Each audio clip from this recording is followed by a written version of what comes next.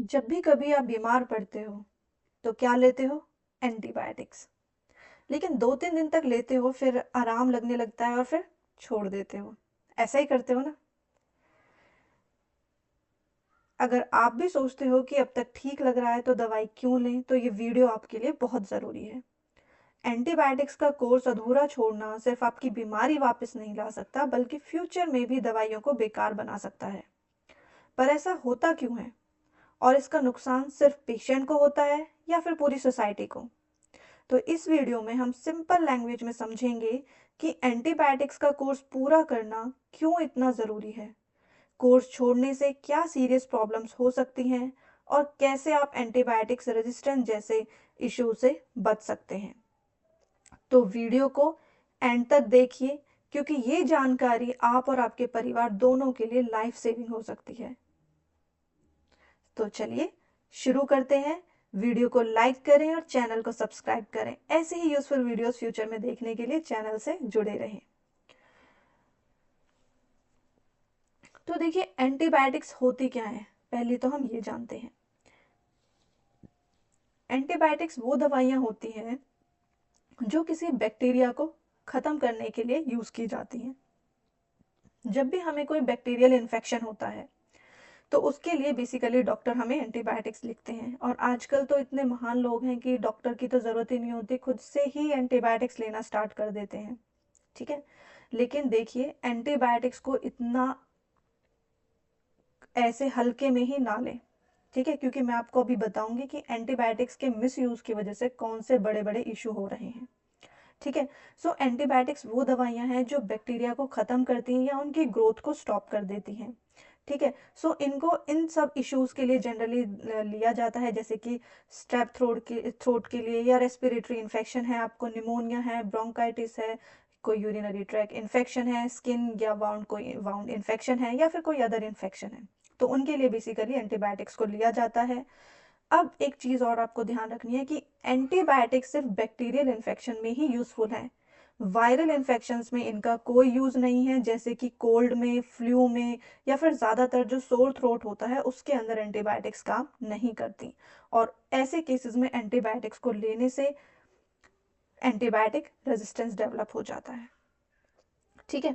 सो अब देखिए, कुछ कॉमन मिसकंसेप्शन जो होते हैं जब भी हम दवाई लेते हैं, ठीक है, एंटीबायोटिक शुरू करते हैं, तो हम देखते हैं कि 2 या 3 दिन में हमारी तबीयत ठीक होने लग जाती है।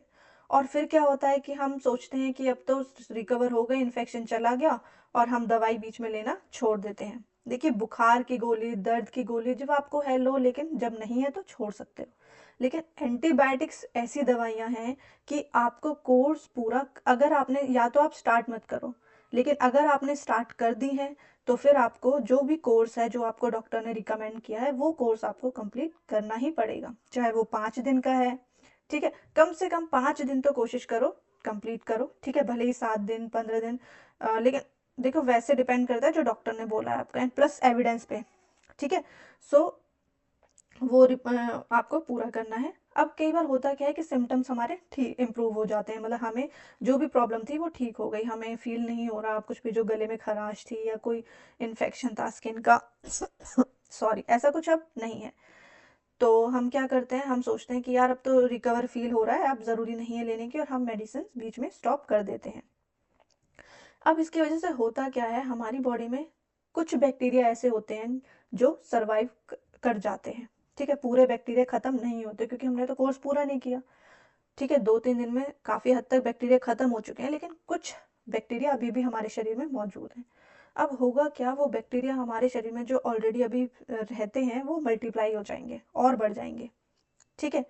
सो इसकी वजह से क्या होगा, वो बैक्टीरिया अब उस मेडिसिन पे क्या हो गए, रेजिस्टेंस हो गए, मतलब उन्होंने उस मेडिसिन को देख लिया, वो झेल लिया उन्होंने बेसिकली उस मेडिसिन को, और वहां से वो सरवाइव कर लिया उन्होंने।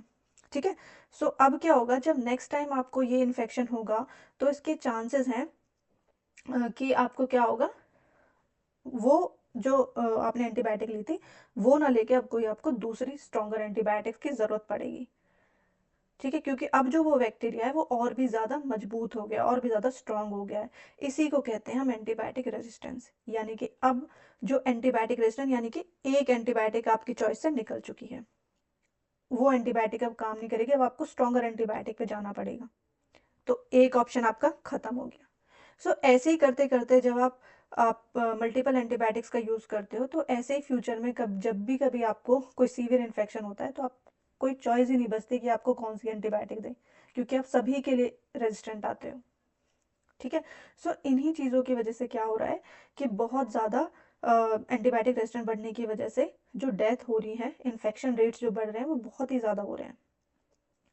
ठीक है, सो ये एंटीबायोटिक रेजिस्टेंस एक बहुत बड़ा इशू है जिसे हमें मिलके कम करना होगा, और वो कैसे?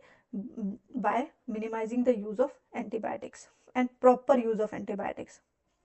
ठीक है, अब क्या होता है, अगर एक बार रेजिस्टेंट डेवलप हो जाए तो फिर इसको ट्रीट कर पाना बहुत मुश्किल हो जाता है। ठीक है, जो दवाइयाँ हैं वो भी स्ट्रॉन्ग यूज़ होती हैं एंटीबायोटिक, ट्रीटमेंट लंबा चलता है, कॉस्ट बढ़ जाती है, क्योंकि जितनी ज़्यादा स्ट्रॉन्ग यूज़ करोगे उतनी ज़्यादा महंगी भी होगी, उतने ही ज़्यादा उसके साइड इफ़ेक्ट्स भी होंगे, एंड कॉम्प्लिकेशंस और डेथ होने के भी चांसेस रहते हैं। सो ये है कुछ stats real world impact of resistance का, कि अगर देखा जाए तो 1/3 ऑफ प्रिस्क्रिप्शन जो होते हैं वो अननेसेसरी होते हैं, यानी कि ये सिर्फ गलती लोगों की ही नहीं है कि वो बीच में रोक देते हैं मेडिसिन, ये गलती डॉक्टर्स की भी है कि वो क्या करते हैं, कभी कोई भी अगर आप जाओगे डॉक्टर के पास कोई बीमारी लेके या कोई प्रॉब्लम लेके, बहुत ही कम डॉक्टर ऐसे हैं जो एंटीबायोटिक्स नहीं लिखेंगे। Otherwise measure of the doctors ऐसे हैं कि आप गए, आपने कोई भी दिक्कत बताई, एक एंटीबायोटिक्स को आपको प्रसाद के तौर पर वो लिख ही देते हैं, लो बेटा ये प्रसाद भी खा लो। ठीक है, सो और कुछ तो इतने महान होते हैं कि सिर्फ एक एंटीबायोटिक सिर्फ ना लिख के 2 से 3 एंटीबायोटिक्स भी लिख देते हैं, जबकि इतना कुछ मेजर कोई इशू भी नहीं है। सो इसीलिए देखा गया है कि 1/3 ऑफ द अननेसेसरी प्रिस्क्रिप्शन देखे जाते हैं एंटीबायोटिक्स के, जिनकी ज़रूरत भी नहीं होती फिर भी डॉक्टर्स लिखते हैं, जिसकी वजह से रेजिस्टेंस बहुत ज़्यादा बढ़ रहा है। नेक्स्ट है एनुअल रेजिस्टेंट इन्फेक्शन रेट्स भी बढ़ रहे हैं इसकी वजह से, and deaths per year India के अंदर अगर हम बात करें तो 3 लाख से लेके 6 लाख डेथ होती हैं हर साल। ठीक है, जब भी आप कभी हॉस्पिटल्स में गए हो, बड़े बड़े हॉस्पिटल्स में या सरकारी किसी में भी गए हो, आईसीयू जो होते हैं बेसिकली, आईसीयूज में जब आप पेशेंट को देखोगे तो उनका जब आप ड्रग चार्ट चेक करोगे तो उसमें सिर्फ एक एंटीबायोटिक नहीं चल रही होती, मल्टीपल एंटीबायोटिक्स दी होती हैं उन पेशेंट्स को। ठीक है, और वो भी हायर ग्रेड की एंटीबायोटिक्स। और वो ऐसे पेशेंट ज़्यादातर क्या हो चांसेस होते हैं, जब उनके टेस्ट होते हैं तो पता लगता है कि ये तो एंटीबायोटिक रेजिस्टेंस है, मतलब हर एंटीबायोटिक से इस पेशेंट को रेजिस्टेंस है, क्योंकि वो अपनी थ्रू आउट द लाइफ में इतनी एंटीबायोटिक्स ले चुके होते हैं, इम्प्रॉपर यूज़ कर चुके होते हैं एंटीबायोटिक्स के, कि अब उन पर कोई एंटीबायोटिक असर ही नहीं कर रही है, एंड अल्टीमेटली होगा क्या, उनका ट्रीटमेंट हो ही नहीं पाएगा। ठीक है, सो सुपर बग्स जो हैं, रेजिस्टेंट जो होता है मल्टीपल ड्रग्स का, बहुत ज़्यादा ग्लोबली बढ़ रहा है, and resistant infections can easily spread to others, threatening entire communities and health care system को ये अफेक्ट कर रहा है। इसीलिए क्यों ज़रूरी है कोर्स पूरा करना, जिससे कि जो भी बैक्टीरिया का इन्फेक्शन है आपके शरीर में वो पूरा ख़त्म हो जाए। ठीक है, जो भी इन्फेक्शन है वो पूरा ख़त्म हो जाए, जो prevents resistance, stop bacteria from developing resistance mechanism that make future ineffective. ठीक है, रेजिस्टेंट ना हो, स्टॉप रिकरेंस, वो बीमारी आपको दोबारा ना हो। ठीक है, कम्युनिटी की प्रोटेक्शन हो, इसलिए भी रेजिस्टेंस ना हो, इसलिए भी कोर्स पूरा करना बहुत ज़रूरी है। ठीक है, आप देखिए एंटीबायोटिक्स की हम बात करें, एंटी बैक्टीरियल एंटीबायोटिक्स, देखिए चीज़ें अलग अलग होती है, मतलब कोई भी अगर आपको इन्फेक्शन है, फंगल का इन्फेक्शन है, ठीक है, फंगस अलग तरह के हमारे वो होते हैं, माइक्रो ऑर्गेनिजम्स होते हैं। ठीक है, प्रोटोजोन्स अलग होते हैं, बैक्टीरिया अलग होते हैं, वायरस अलग होते हैं, तो हर किसी के लिए अलग अलग मेडिसिन बनी हुई हैं। ठीक है, what happens if you don't finish, अब क्या होगा अगर आपने पूरा कोर्स पूरा नहीं किया, तो क्या होगा, जो इन्फेक्शन होगा वो फिर से आपको और ज़्यादा सीवियरिटी के साथ वापस होने के चांसेस हैं, रिकवरी आपकी बहुत लंबी हो जाएगी, स्ट्रॉन्गर एंटीबायोटिक्स की आपको ज़रूरत पड़ेगी, और आपकी कॉस्ट भी जो है, जो ट्रीटमेंट भी है वो भी बहुत महंगा पड़ जाएगा। ठीक है। सो ये सभी मेजर इश्यूज हैं। अब एंटीबायोटिक्स को सही तरीके से कैसे लें? सबसे पहले तो जो भी आपका प्रिस्क्रिप्शन है उसको अच्छे से फॉलो करें, ठीक है। सभी डोज सही समय से लें। पूरा जो भी ड्यूरेशन है आपका 5 दिन का, 7 दिन का, 10 दिन का, 15 दिन का, उसको कंप्लीट करें, ठीक है। कभी भी डोज स्किप ना करें, ठीक है। अपना ही प्रिस्क्रिप्शन लें, किसी और के प्रिस्क्रिप्शन को फॉलो ना करें। और अगर कोई डोज आपकी मिस हो भी जाती है तो अपने डॉक्टर से या फार्मासिस्ट से फॉलो अप लें। अब क्या होता है, कभी कभी ऐसा नहीं है हमेशा ही हमें पूरा कोर्स करना है, कभी कभी ऐसा होता है कि हम जल्दी भी अपनी एंटीबायोटिक स्टॉप कर सकते हैं। लेकिन किस केस में? एविडेंस बेस्ड, जहाँ पे हमारे पास एविडेंस हो कि हाँ भाई हमारे शरीर में अब इन्फेक्शन नहीं है, खत्म हो चुका है। सो देखिए, जब भी कोई आपको इन्फेक्शन होता है, for example urinary track infection है, तो होता क्या है, डॉक्टर आपको रिकमेंड करते हैं आपका यूरिन टेस्ट कराने के लिए, या फिर कोई और इन्फेक्शन है तो ब्लड टेस्ट वगैरह ये सब कराने के लिए आपको सलाह दी जाती है। सो जब भी आप टेस्ट कराते हो तो टेस्ट के अंदर आप देखते हो कि कोई भी आपको ग्रोथ मिलती है ना इन्फेक्शन, या फिर ग्रोथ ना होके कोई ऐसा पैरामीटर आपके ब्लड का बढ़ा होता है जिससे पता चल जाता है कि भाई आपके अंदर इन्फेक्शन है। सो सपोज आपने 2 दिन 3 दिन 4 दिन वो दवाई ली, उसके बाद फिर से रिपीट किया आपने टेस्ट एंड देखा कि अब पैरामीटर्स आपके बिल्कुल नॉर्मल हैं, तो ये एक एविडेंस हो गया कि हाँ अब आपके शरीर में इन्फेक्शन नहीं है, you are safe and you can stop it early, ठीक है। सो ऐसे केसेस में जल्दी एंटीबायोटिक स्टॉप की जा सकती हैं, बट जैसे कि मैंने पहले कहा, हमेशा ये सेफ रहता है टू कंसल्ट फर्स्ट, ठीक है। डॉक्टर की सलाह हमेशा ले। एंड एविडेंस जो होता है support shorter courses for some infection like complicated UTI, duration should be based on infection type severity, जैसा कि मैंने आपको बताया अभी, ठीक है।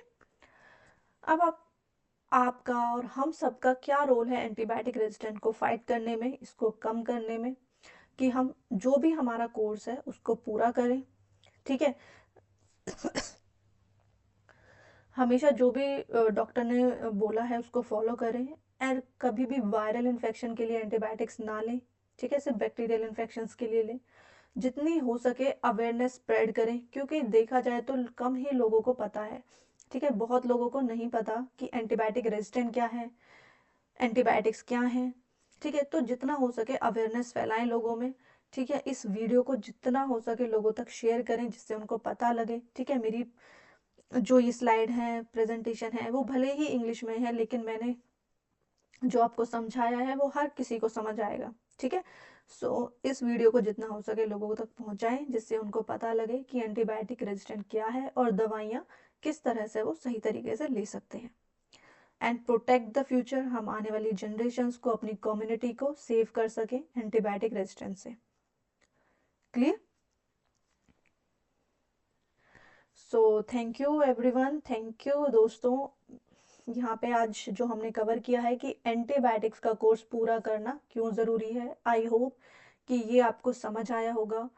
और क्यों ज़रूरी है एंटीबायोटिक्स का कोर्स ये आप और लोगों को भी बताएं, चाहे इस वीडियो के ज़रिए या खुद से, ठीक है।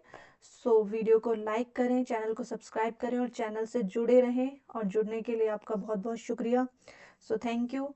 फिर मिलते हैं फ्यूचर में ऐसे ही किसी यूज़फुल वीडियो के साथ।